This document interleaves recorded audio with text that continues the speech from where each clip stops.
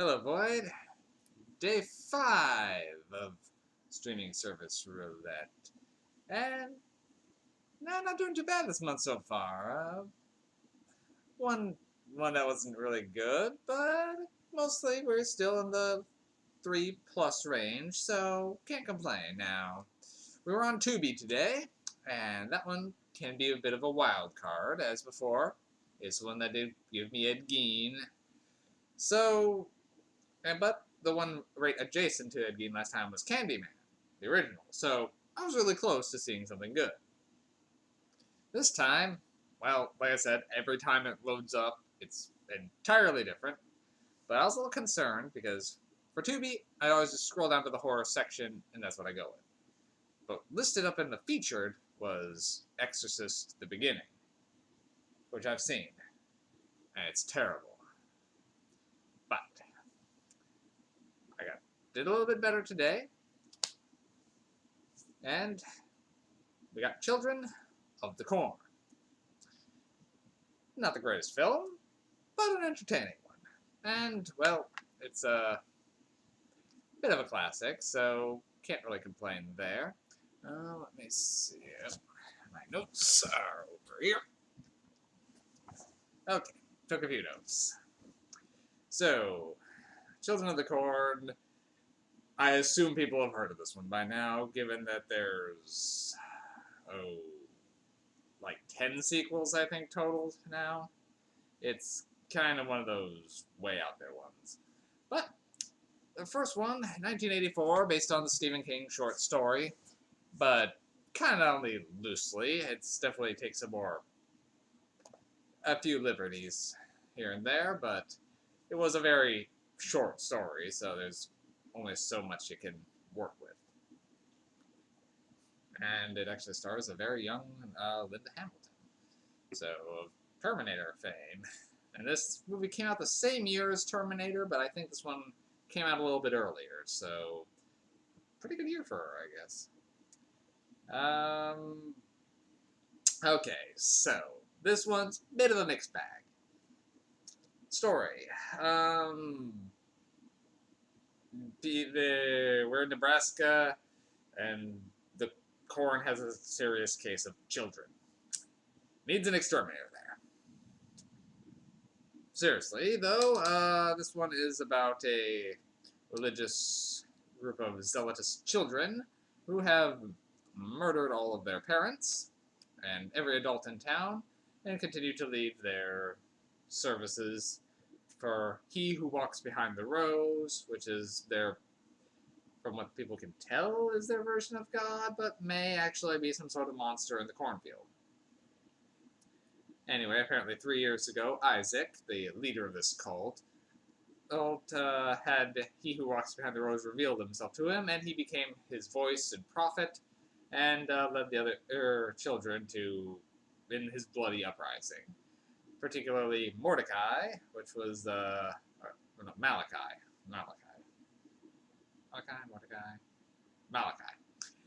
played by a very young Courtney Gaines, and he pretty much is the main enforcer for the cult. We pick up with an almost engaged couple that are driving through and end up running over a kid in the middle of the road that had been chased out there as they were trying to flee the cult.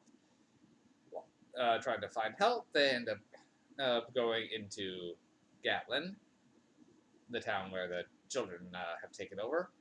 But it's more like something has lured them there, because they keep trying to go somewhere else, but they keep getting closer and closer to Gatlin, so they just give up and go in. It's sort of implied that He Who Walks Behind the Rows wants a particular type of sacrifice and has lured these people in. And it goes from there, these two running about the village, being chased by bloodthirsty children, and getting help from the only 2 good kids left in town. Before culminating with the attack of a monster energy cloud force of evil that animates the cornfield. Okay, so this movie does have some things going for it. First off, the score. The music in this film is very well done. I will give it that. Some of the premise is creepy, a little bit odd that this town of children has gone unnoticed for about 3 years, but hey, the cult of evil children is that then sacrifice themselves as they become adults to their god of the cornfield is kind of terrifying.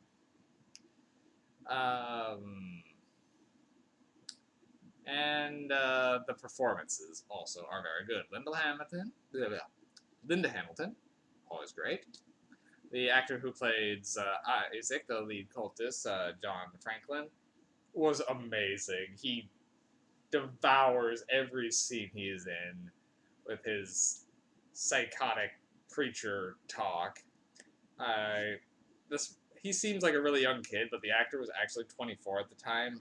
If I recall reading somewhere, he I think has a growth condition that actually makes him not look a lot younger. So he was really working with it in this movie, and he is amazing. Courtney Gaines as Malachi is terrifying as the most bloodthirsty one of them. The younger kids are... but any of the older kids are kids, do just fine. So, got some decent things going for it. What isn't working now? There's a few things. The special effects are bad even for 84. I know this film did not have much of a budget, and that shows. So, the gore effects are pretty lackluster, left to just a few blood things here and there. They're passable, they're not great. But the special effects for anything related to He Who Walks Behind the Rose, ooh, that's a bad animation going there. Like when some just Technicolor just seeps up a cornstalk cross and just envelops the guy before launching it into the air. It did not look good. And you got this big cartoony cloud that's supposed to represent the monster. I can understand it being a force of evil that's intangible, but their depiction of it was a little... Also, some parts are just silly. I won't lie. One of the kids at the beginning is running through the cornfield, and you're getting dramatic horror reaction shots of corn. It's kind of silly. He falls over, looks up, and cornstalk. Looks to the other side, cornstalk. And there's getting music stings like it's something staring down at him. It's just... corn is not scary. Then later towards the end, when the cornfield is literally attacking people and grabbing them, it looks kind of silly. Also, the narration needs to go. The opening is narrated by the youngest kid, one of the younger kids, and it's obnoxious. And a couple times throughout the movie, he'll just chime in with narration that adds nothing and just takes you completely out of it. I mean, I will say the little girl's creepy pictures of murder and the events of the sacrifices over the credits were great. That's all you needed to tell the story. You did not need the little kid just... he's like a 6 or... I'd say 7 or 8 tops. He does not need to be narrated in this film. I don't know how old he is. Anyway. So those things are definitely holding it back. Also, this is some of the kids' actions and decisions. It's like, yeah, they're kids, and this probably makes sense. But at the beginning, in particular, one scene is just like, there's 3 kids. One of them is going to try to sneak away from the cult to go get help. And the 2 other kids are, staying behind because he can't take them with him. Okay, that's fine.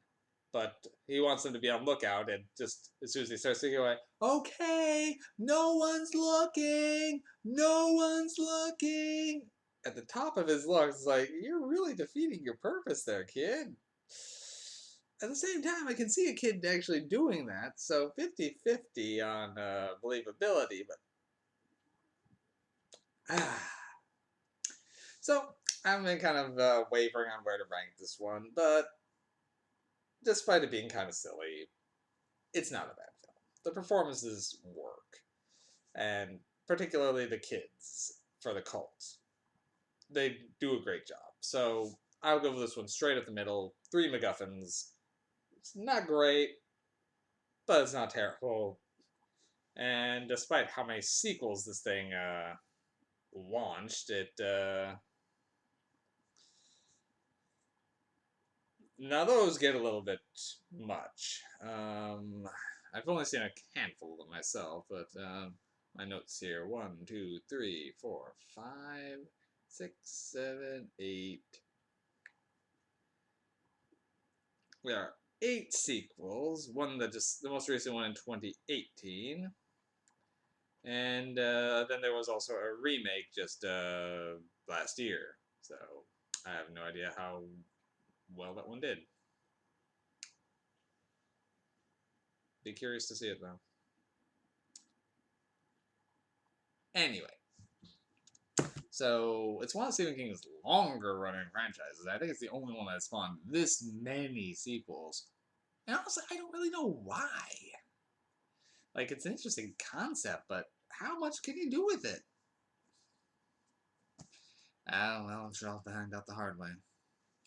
Well, tomorrow we're back on to Shudder, so hopefully I'll keep with a good trend and the movies keep being 3 and above.